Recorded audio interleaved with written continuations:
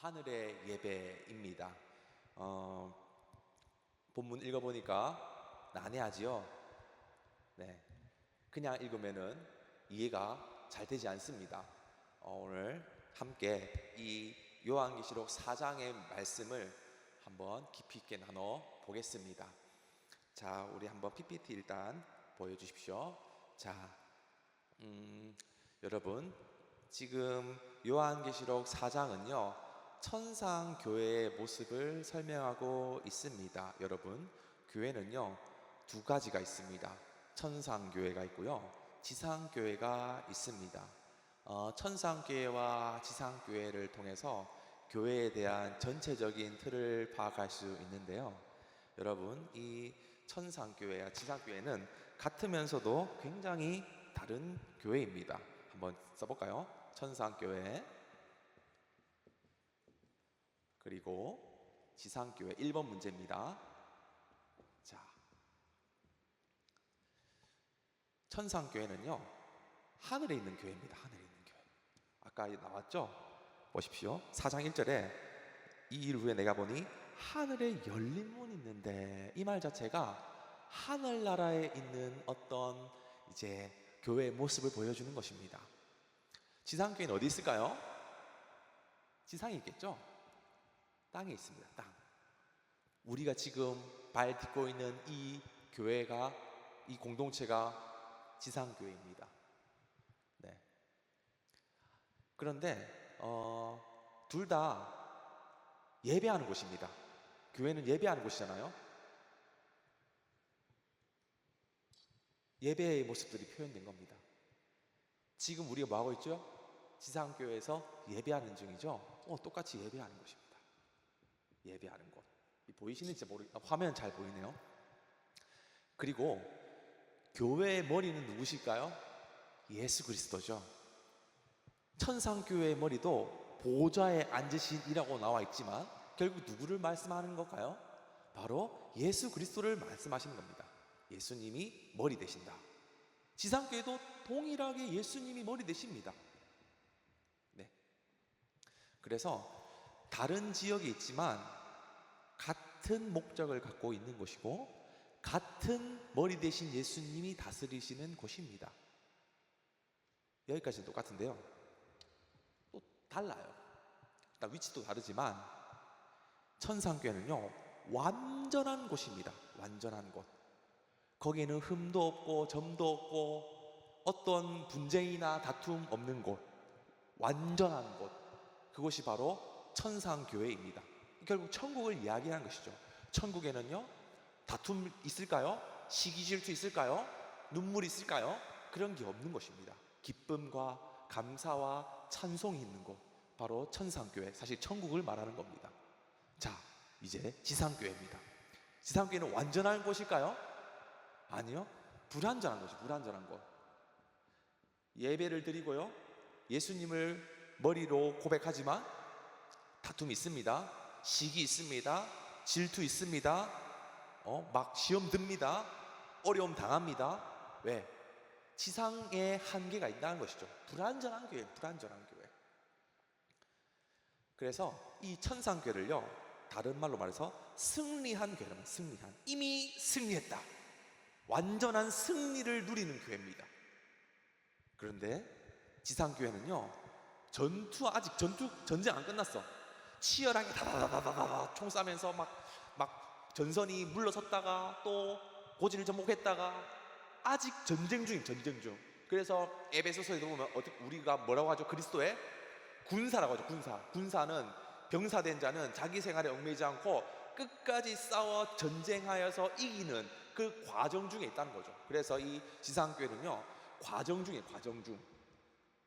그리고 이미 이제 과정이 아니라 이미 완전히 이제 과정이 아니라 이미 확정됐다. 과정이 되었고 또 확정이 되었다 거죠. 네. 그리고 이제 천상교회는요 직접 예수님을 보면 직접 눈으로 대면합니다. 그런데 지상교회는 예수님 어디 계십니까? 머리 되시는데 바로 믿음으로 봐요. 믿음으로. 천국은 믿음이 필요 없습니다. 왜냐? 눈에 보이기 때문에 믿을 필요가 없죠. 이미 확정된, 승리된 완전한 곳이기 때문에. 그래서 예배하고 예수님을 머리로 두신 공간이지만, 교회지만 또 차이가 난다는 것이죠. 자, 우리가 저번 주까지 어디를 했느냐? 요한계시록 2장, 3장을 통해서 7교회를 얘기했죠. 그럼 딱 7개만 보고 끝난다는 얘기인가요? 1, 2, 7이 뭘 말한다고 했죠? 충만한 수를 얘기한다고 했죠. 바로 요한계시록 2장, 3장에 나오는 있는 교회, 지금 지난주까지 본 교회가 전부 다 지상교회입니다. 지상교회. 그래서 어떤 교회들은 칭찬도 하고요, 어떤 교회는 책망도 받고요, 잘했다, 뭐 어쨌든 너희가 정말 책망한다, 회개하라. 교회들 사정이 다 달라요. 칭찬만 받는 교회도 있고 비난만 받는 교회도 있고 뭐 둘 다 섞인 교회도 있고, 지상교회, 전투 중인 교회, 아직 과정 중인 교회, 아직 불완전한 교회. 그래서 지난주까지 7교회를 살펴본 것은 사실 지상교회를 사실 살펴본 것입니다. 자, 이제부터 요한계시록 4장, 5장은요 바로 승리한 천상교회를 살펴보는 것입니다. 그러니까 요한계시록 2장, 3장과 4장, 5장은 서로 다른 천상교회와 지상교회의 모습을 대비하여서 보여주고 있다는 대목이죠. 여기까지 이해가십니까? 1번 문제. 자, 그렇다면은 한번 보겠습니다. 자, PPT를 한번 넘겨주세요. 자, 제가 넘겨볼게요. 안 넘어가는데. 이거 마지막 장면인데? 네, 좋습니다. 보십시오. 자, 하늘에 열린 물, 이제 한 지상 천상교회를 얘기하는 장면이고요. 자, 그 천상교회 갔더니 보좌에 앉으신 이가 있습니다. 예수님을 얘기하는 거죠. 바로 교회의 머리 되신 분이다 하는 거죠. 그런데 그 예수님의 모습이 나옵니다. 어떤 모습일까요? 벽옥과 홍보석과 무지개와 그 모양이 녹보석 같더라, 이렇게 나옵니다. 이해가 안 가죠? 갑자기? 그런데 항상 제가 강조합니다. 요한계시록은 어디서 모티브를 따왔다고요? 구약성경, 환상의 신비한 어떤 체험을 한 게 아니라 요한이 뭐 보고 적었느냐? 구약성경 보고 적었다는 겁니다. 출애굽기 28장 15절에 이제 에봇, 제사장, 대제사장이 에봇이라는 옷을 입는데요, 그 에봇을 만드는 방식이 출애굽기 28장이 나옵니다. 에봇 짜는 방법으로 하면서 금실, 청색, 자색, 홍시, 가는개꿈, 배실 정교하게 해서 만드는데, 보니까 거기에 에봇에 보석을 박습니다. 보석을 박으니까 첫 줄에는 홍보석 받고 막 줄줄줄 받고, 마지막 줄에는, 넷째 줄에는 녹보석을 박습니다. 왜 박느냐? 21절에 이 보석들이 이스라엘의 아들들, 12아들의 이름을 이제 새긴다는 것이죠. 그러니까 이 12개의 보석을 이제 이 에봇으로 만들어서 대제사장 가슴팍에 딱 붙여서 돌아다니는 겁니다. 왜 이 보석들, 12보석을 가슴에 매달느냐? 이게 바로 이스라엘의 12아들의 이름을 새겼다는 겁니다. 그게 뭐냐? 바로 구약교회입니다. 구약교회. 이스라엘의 12지파, 12아들은 구약교회를 상징하는 것입니다. 결국 이스라엘이잖아요. 12지파. 그러니까 가장 귀한 교회의 성도들은 예수님의 마음 한켠에, 마음 중심에 늘 품고 다니는 내 아이, 내 자녀들, 내 신부, 내 교회를 가장 내 중심에 보석처럼 귀하게 여기며 품고 살아간다는 것이 바로 하나님의 마음으로 이 보석들이 표현된 것입니다. 그리고 이것을 요한계시록이 표현하여서 이제 결국 요한계시록 이 4장 3절은요 이제 그 교회의 귀한 모습을, 아름다운 모습의 그 교회를 예수님께서 붙들고 계신다는 걸 말합니다. 자, 그 다음 4절에 보니까요, 그 다음 절에 보좌에 24 장로들이 있는데요. 흰 옷을 입고 있고 금관을 쓰고 있습니다. 이게 또 뭐냐? 바로 이제 출애굽기 28장에 보면은 제사장이 있습니다. 제사장이 또 속옷을 입고 띠를 띠고 또 관을 영화롭게 아름답게 쓰고 있습니다. 대제사장은요 딱 한 명만 있고요.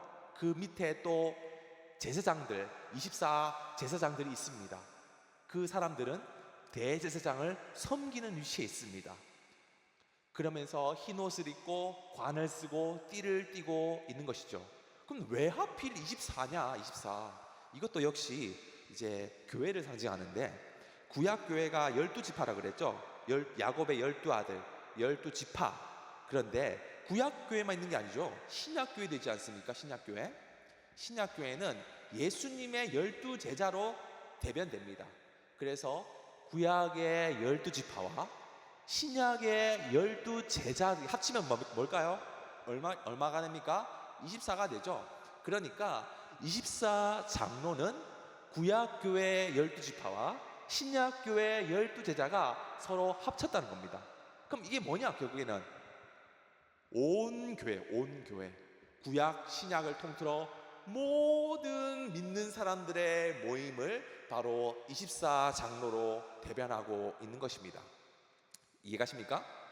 네. 자, PPT 계속 보겠습니다. 자, 그 다음 절입니다. 계시록 4장 5절에 보니까 또 뜬금없이 이야기가 나옵니다. 번개 우르르 쾅쾅 우레소리 납니다. 자, 이건요 또 역시 출애굽기에서 모티브를 가져왔습니다. 시내산에 모세가 십계명을 받으러 갔습니다. 그때 번개, 구름, 나팔 소리가 크게 들립니다. 사진 보면 이렇습니다. 그래서 십계명을 받으러 가는 이 장면은 바로 예수님과 신부된 교회가 서로 결혼하는 장면. 결혼할 때 빵빠레 부나요? 안 부나요? 빵빠레 불죠. 꽹과리 치고 막 세레모니 하고, 그리고 십계명 두 돌파는 결혼 서약서, 겉머리가 팥불이 될 때까지 사랑하겠습니다. 그게 뭐냐? 나 외에 다른 신을 섬기지 말라, 우상 만들지 말라, 또 안식일을 거룩히 지키라. 이게 바로 결혼 서약입니다. 결혼 서약. 신랑 되신 예수님과 신부된 교회가 결혼하는 장면을 출애굽기에서 이렇게 시내산을 통해서 보여주고 있고요. 그러한 장면을 바로 번개와 우레소리를 통해서 축복하고 환호하고 기뻐하는 하나님의 기쁨의 표현 방식이라는 것이죠. 그러니까 천상교회에서도 우리가 천국 가잖아요. 그게 뭐 종살이 하러 가는 게 아니라 예수님, 우리의 남편, 우리의 신랑 되신 예수님을 만나는 신부의 마음으로 갔을 때 빵빠레 울린다는 겁니다. 왔어가 아니라 와, 드디어 나의 기다리던 신부가 왔구나 하며 예수님께서 우리를 환대하시고 기뻐하시는 것을 표현한 것입니다. 자, 4장 5절에 또 하반절에 보니 이렇게 나옵니다. 지금 2번 문제 하고 있습니다. 자, 7등불이 있습니다. 7등불. 7등불이 어디서 나왔느냐? 여러분, 출애굽기 25장에 보니까 등잔 7을 만들어 앞을 비추게 하라, 이렇게 나옵니다. 그리고 출애굽기 27장 20절에 그리고 그 등불이 반드시 꺼지지 않게 하라, 끊이지 않게 등불을 켜대, 이렇게 나오죠. 이 7 등잔은요 바로 이게 메노라라고 히브리어로 부르는데 성막에 쓰이는 기물입니다. 순금으로 만들고요, 아주 올리브 어떤 가지의 형상을 따라서 나무 모양으로 만듭니다. 그런데 그 등불이 총 몇 개냐면은 7개. 7개의 불이 끊이지 않게 하는 것이 특징입니다. 이 7은요, 7 이제 그 등불은 바로 이제 성령을 이제 상징하는 말인데요. 자, 성령께서도 그 가운데 함께 하신다, 이렇게 이해할 수 있습니다. 자, 그 다음 6절에 보니까 보좌 앞에 또 있습니다. 자꾸 보좌 앞에 뭐가 많은데 수정과 같은 유리바다가 있다는 것이죠. 유리바다도 뭘까? 바로 성막에 물두멍을 또 표현한 것입니다.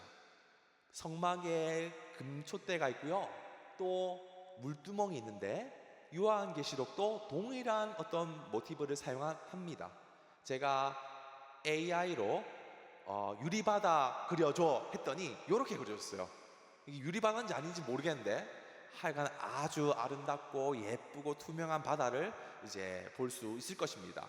그리고 이거는 구약의 물두멍을 이제 모티브로 표현한 겁니다. 물두멍은요, 제사장들이 제사를 지내면서 손발이 더러우면요 항상 손발을 깨끗하게 정결하게 유지해야 했습니다. 그래서 성막 가운데 물두멍을 두어서 정결, 그러니까 물두멍은 정결을 상징합니다. 항상 정결한 삶을 살라, 이렇게 표현한 거죠. 천국 가도 우리가 늘 정결한 삶을 살지 않겠습니까?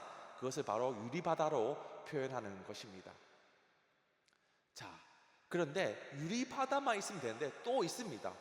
보좌 가운데 네 생물이 있으면 네 생물을요 7절에 더 자세하게 설명하고 있는데, 한 생물은 사자입니다. 한 생물은 송아지입니다. 한 생물은 사람입니다. 한 생물은 독수리입니다. 사자, 송아지, 사람, 독수리. 자, 이 얘네들을 어디서 나왔느냐? 구약성경에서 나왔습니다. 어디서 나왔냐면은 바로 에스겔서에서 나왔어요. 에스겔서 환상을 보니까 에스겔이 그발 강가에서 환상을 보는데 네 생물이 나옵니다. 사람의 얼굴, 사자의 얼굴, 소의 얼굴, 독수리의 얼굴. 그러니까 에스겔서를 보고 요한이 기록을 했구나 볼 수 있죠. 그럼 얘네들은 왜 갑자기 나왔을까요? 왜 네 마리가 네 생물이 나왔을까요? 자, 이 네 생물은요 다 특징이 있습니다. 여러분 한번 볼까요? 일단 더 가면 이 네 생물이 뭐라 하냐면은 이제 거룩하다 이렇게 말하는데, 그것도 이제 이사야서 6장에 보니까 이제 스라비 천사가 거룩하다 하는 겁니다. 자, 여기 보면은 이 네 생물의 의미를 알려드리겠습니다. 자, 한번 보면은 자, 사람이 나오고요, 순서 상관없이. 또 뭐가 나오죠? 사자가 나오고, 그 다음에 소, 그 다음에 독수리. 네. 자, 사자는요 모든 그 야생 짐승 중에 최고입니다. 들짐승을 대표합니다. 들짐승 대표. 소는요 모든 가축 중에서 으뜸이라고 칩니다. 그래서 가축의 대표입니다. 이 독수리는요 모든 새 중에서 최고 으뜸입니다. 그래서 새의 대표입니다.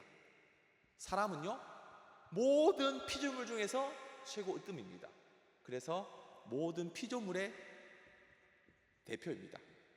그러니까 사람, 소, 사자, 독수리는 모든 피조물, 하나님께서 창조하신 피조물들의 대표를 이야기하는 겁니다. 왜 갑자기 근데 생각하기는 어떤 사람은 사자나 소나 둘 다 동물 아닌가요? 이럴 수 있죠. PPT를 한번 보겠습니다. PPT 보면요 성경에서는 들짐승과 가축을 구분해 놨어요.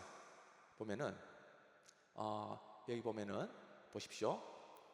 천지창조의 다섯째 날에 큰 바다 짐승, 물에 번성하여 움직이는 모든 생물, 이 물고기 얘기하죠. 물고기를 만들고, 그리고 바다의 물고기, 하늘에 날개 있는 모든 새를 그 종류대로 창조하시니 하나님 보시기 좋았더라. 여러분 여기서 이제 새를 만들고 물고기를 만듭니다.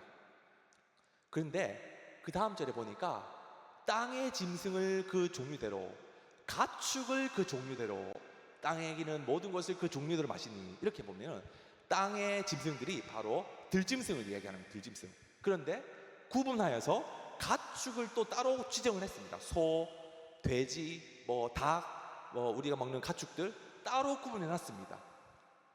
그리고 땅에 기는 모든 것들 나오죠. 그런데 땅에 기는 모든 것들도 여기에 포함됩니다. 왜냐? 땅의 짐승이고 땅에 기는 모든 것이니까 둘 다 땅이잖아요. 그래서 땅에 기는 모든 것들은 땅의 짐승 안에 들어갑니다. 그래서 대표로서 이제 들짐승이 있고요. 또 가축이 따로 구분되는 것입니다. 그리고 창세기 8장 1절 노아 홍수 시절에도 구분합니다. 모든 들짐승과 가축을 기억하사 이렇게 나오죠. 그러니까 야생 짐승과 가축이 성경의 관점에서는 구분되어 있다는 것이죠. 그리고 마지막에 하나님의 형상으로 사람을 만드신 것이죠. 그러니까 사람, 사자, 소, 독수리는 하나님이 만드신 최초의 에덴 동산의 원래의 피조물들을 상징한다는 거예요. 물고기는 어디 있을까요? 물고기 대표 어디 갔을까요? 여러분, 노아 홍수 때요, 노아 방주에 노아만 탄 게 아닙니다. 여기 보니까 짐승 다 탔는데 공중에 새도 타고요, 코끼리, 사자, 기린 뭐 다 탔을 겁니다. 물고기 탔을까요? 안 탔을까요? 물고기는 안 탔어요. 왜? 물고기는 물에 사니까. 물고기는 심판의 대상이 아닙니다. 왜? 어차피 물에 사니까요. 그러니까 우리가 여기 뭐는 물고기 어디 갔냐 했을 때, 물고기는 노아 홍수 때 애초에 심판의 대상이 아니었습니다. 물고기는 그냥 물에 사는 겁니다. 노아 방주에 탄 애들은 얘네들. 그러니까 우리가 하나님 나라를 상상할 때도 물고기를 뺀 나머지 피조물들에 대해서 언급을 하는 것이죠. 이해가시죠? 자, 그러니까 이제 하늘의 예배는요, 우리만 오롯이 모여서 예배하는 게 아니라 온 피조물들, 온 만물들이 하나님 앞에 예배하는 곳입니다. 아멘입니까? 자, 이 요한계시록 4장은요 성막을 사실상 따온 것입니다. 성막. 자, 이 성막 여러분 알고 계십니까? 성막 보면요 3가지 공간이 있습니다. 성막은 이제 지성소가 있고요, 제일 안쪽에, 그리고 성소가 있고요, 그 다음에 이방인의 뜰이 있습니다. 지성소는요 가장 거룩한 곳으로서 대제사장만 1년에 한 번 갑니다. 성소, 중간에 있는 이 성소는요 제사장까지만 갈 수 있습니다. 나머지 사람들은요 이방인의 뜰에서 지내야만 했습니다. 그래서 동쪽이 제일 입구인데, 입구로부터 번제단, 물두멍, 그 다음에 성소 안에 있는 또 떡상과 금촛대와 그리고 향단, 그리고 더 나아가서 지성소에 언약궤, 이렇게 7가지의 물건이 놓여 있습니다. 자, 여기가 성소의 모습인데요, 여기 보면은 금촛대와 또 가운데 있는 향단과 오른쪽에 떡상이 있습니다.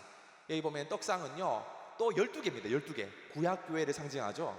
12개인 것이고요. 네, 서서 먹어야 합니다. 네, 왜냐하면은 이제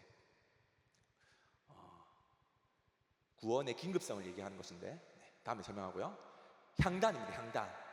향단은 기도하는 향로인데요, 뿔이 4개 있죠.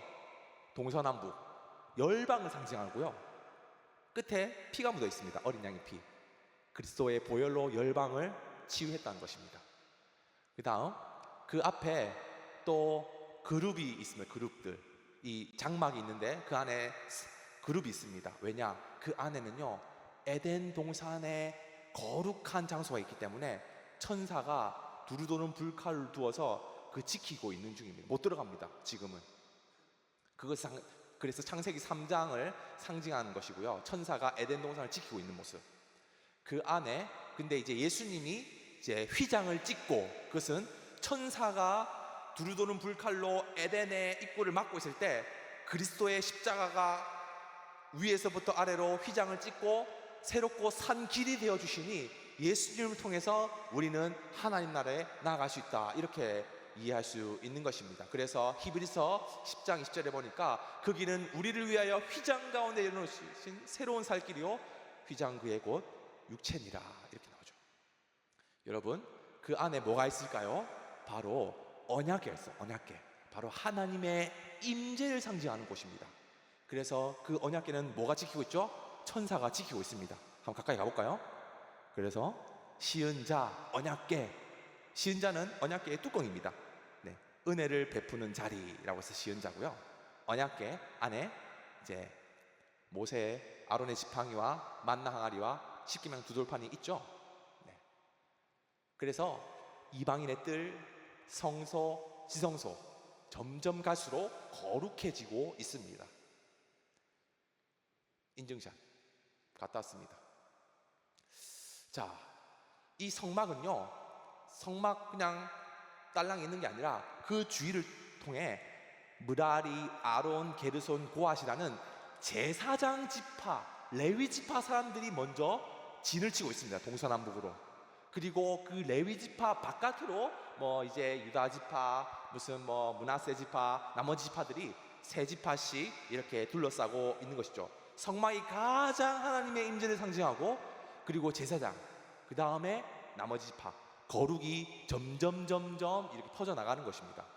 여러분, 이 성막은요, 지성소, 성소, 이방인의 뜰로 이루어졌습니다. 이게 뭐냐면은 지성소가 가장 거룩한 공간이고, 그 다음에 성소가 그 다음 거룩하고, 이방인의 뜰이 그 다음에 차지합니다. 여러분, 또 성막도 전체로 보면은 출애굽기에 보면은 성막에 진을 칠 때 성막이 가장 거룩한 공간이고, 그 위에 레위 제사장 지파들이 동서남북으로 둘러싸고, 그 다음에 나머지 9지파가 동서남북으로 둘러싸고 있습니다. 여러분, 천국 어떤 모양인지 아십니까? 천국도 동일합니다. 처음에 하나님께서는요, 그냥 통짜로 천국 만들지 않았고요, 세 단계로 나눠놨어요.